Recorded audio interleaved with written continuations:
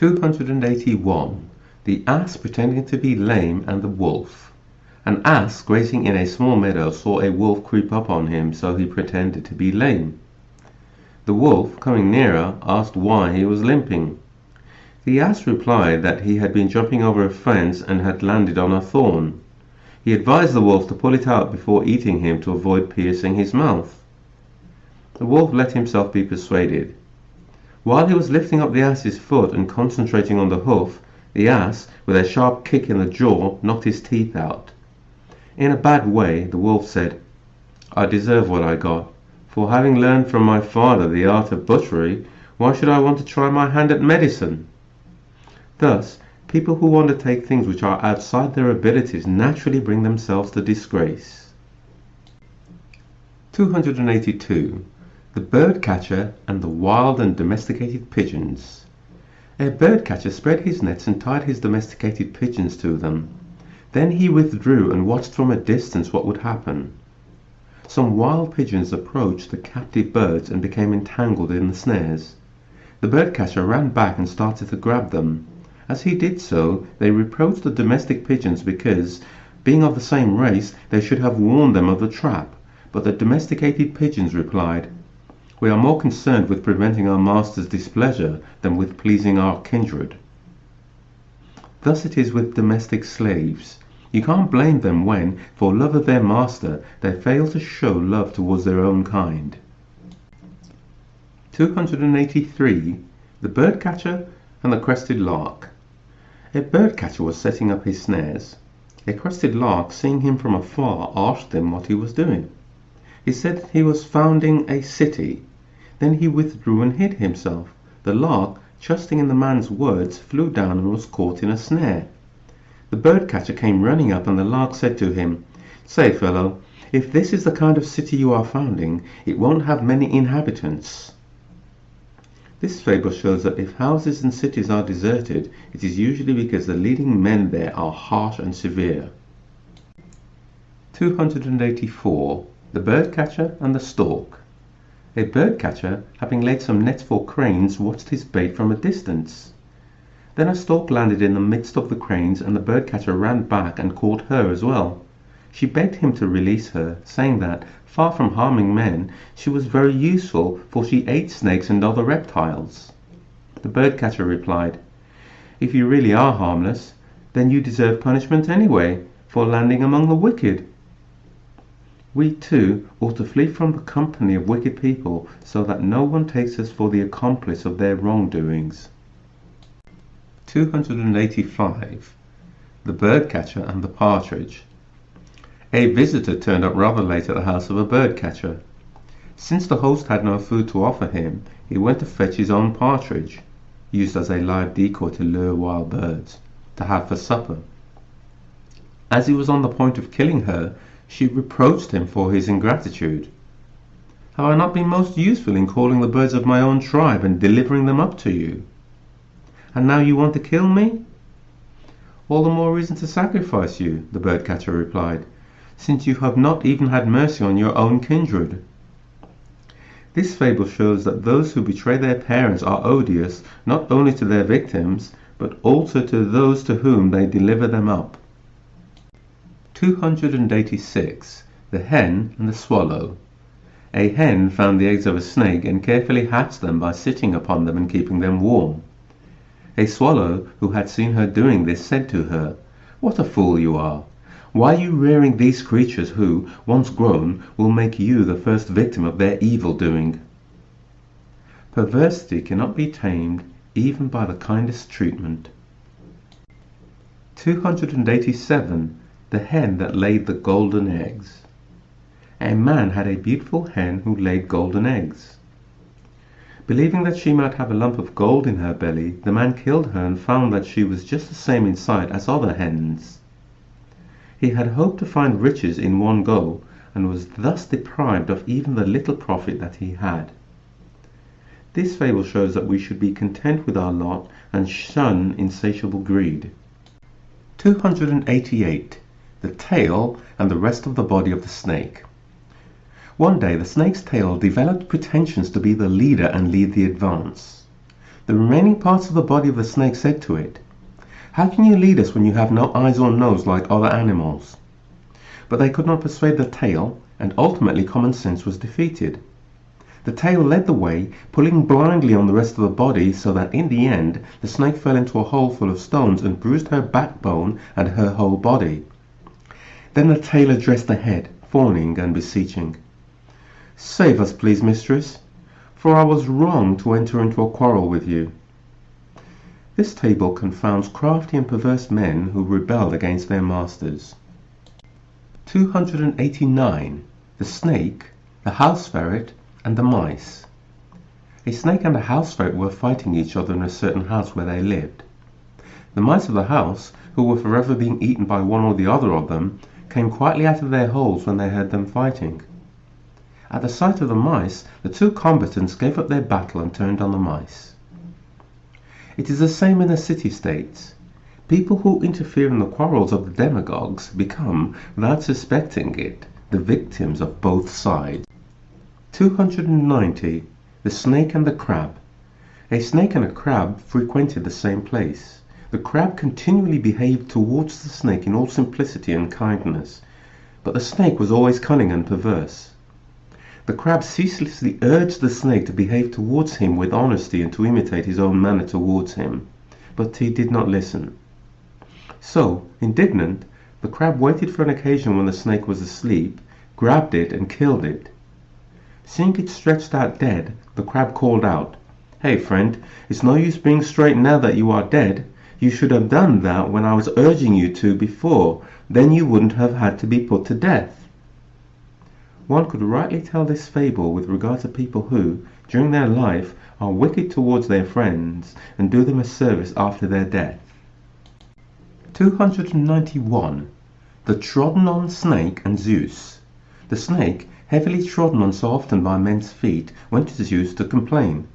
Zeus said to it, "If you had bitten the first one who trod on you, the second one would not have tried to do so."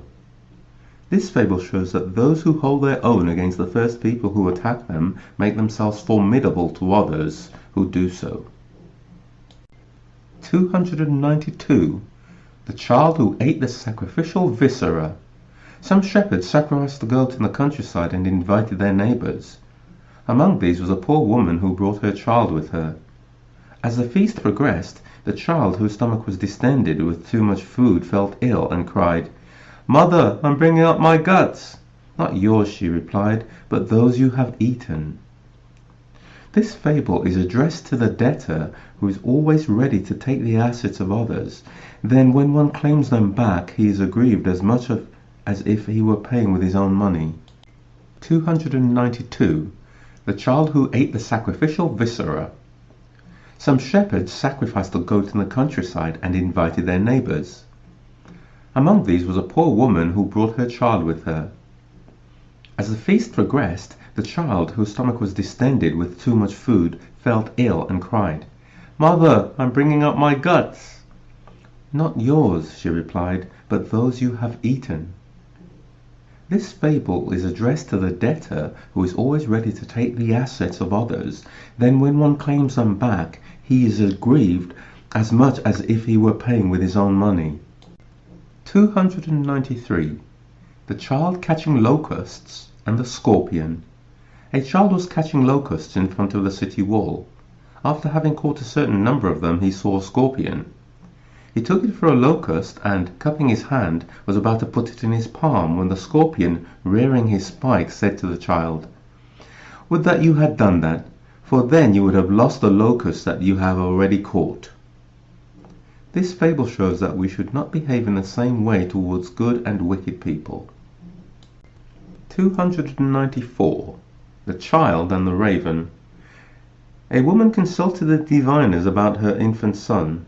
They predicted that he would be killed by a raven, also known as a corax. Terror-stricken by this prediction, she had a huge chest constructed and shut the boy inside it to prevent him from being killed by a raven. And every day, at a given time, she opened it and gave the child as much food as he needed. Then one day, when she had opened the chest and was putting back the lid, the child foolishly stuck his head out. So it happened that that the hooked handle of the chest, also called a corax, fell down on top of his head and killed him. 294. The Child and the Raven. A woman consulted the diviners about her infant son. They predicted that he would be killed by a raven, also known as a corax.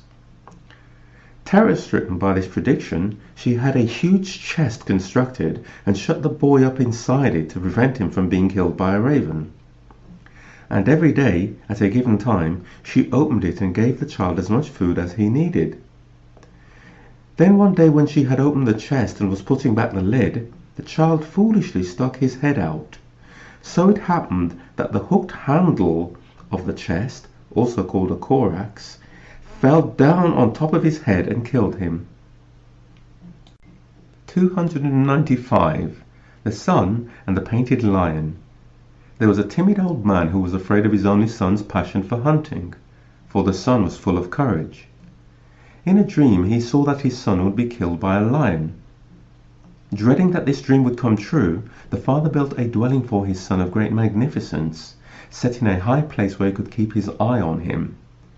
In order to distract and please him, he had commissioned for his chamber paintings of every kind of animal, and among these was a lion.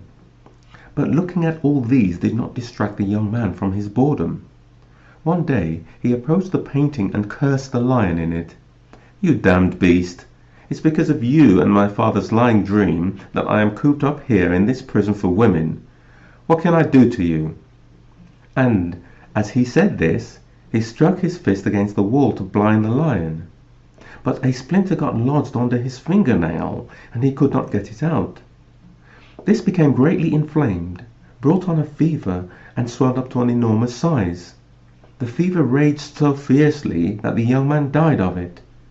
The lion, even though it was only a painted one, had indeed killed the young man, just as his father had foreseen. This shows that we should bravely face the fate which awaits us, rather than try to outwit or trick fate, for what is destined cannot be evaded. 295. The Sun and the Painted Lion.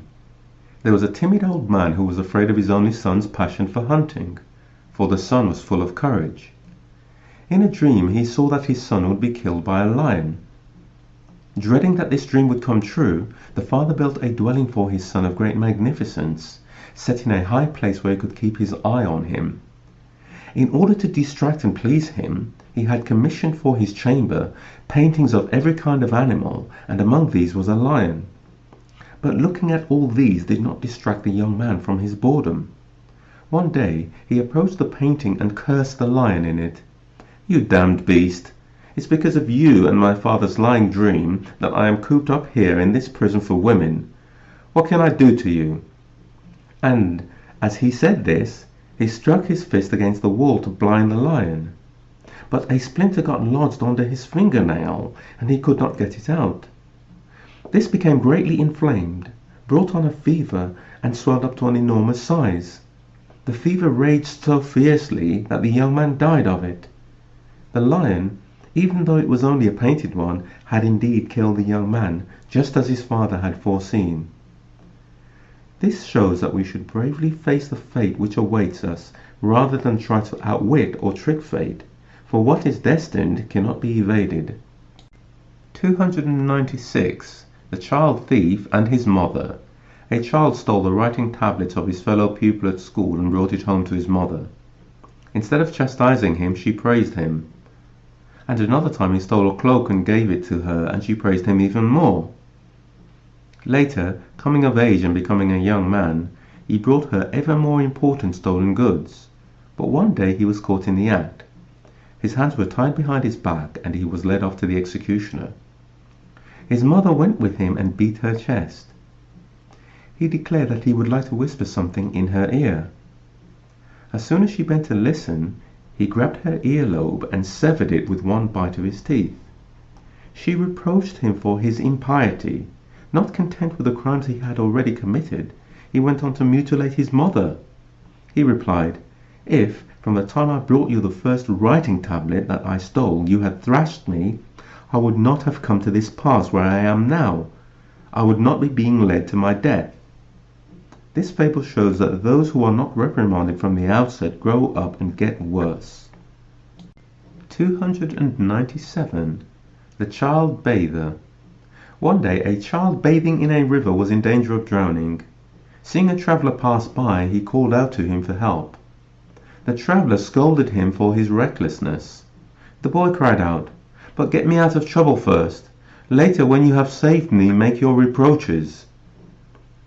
This fable applies to people who give others a pretext for treating them unkindly. 298. The receiver of a deposit of money and the oath god Tortoise. A man to whom a friend had entrusted a deposit of money was intending to withhold repayment. When this friend issued a court summons for him to take an oath, he became anxious and departed for the countryside.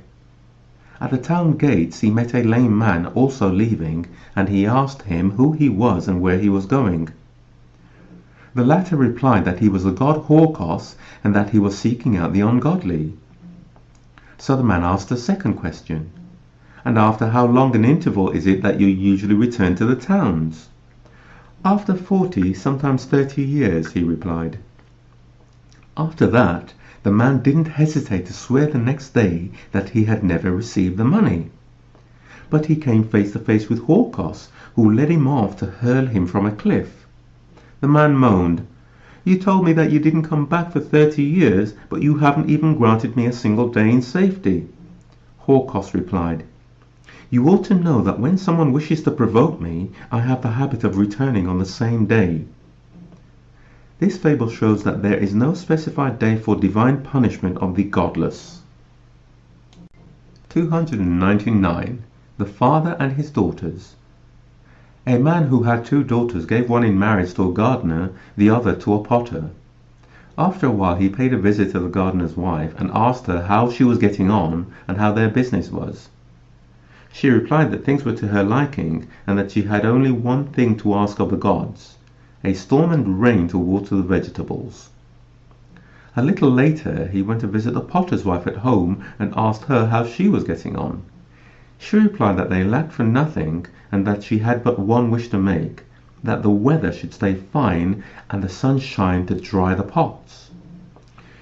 "If you want good weather and your sister wants bad weather, with which of you should I join my prayers?" Likewise, if one has 2 opposite ventures at the same time, one naturally wants success for both of them. 300. The Partridge and the Man. A man caught a partridge while hunting and was about to kill it. She pleaded with him, "Let me live. In my place I would bring you lots of partridges." "All the more reason to kill you," replied the man, "since you wish to ensnare your friends and comrades." This shows that the man who weaves a plot against his friends will himself fall into danger and ambushes.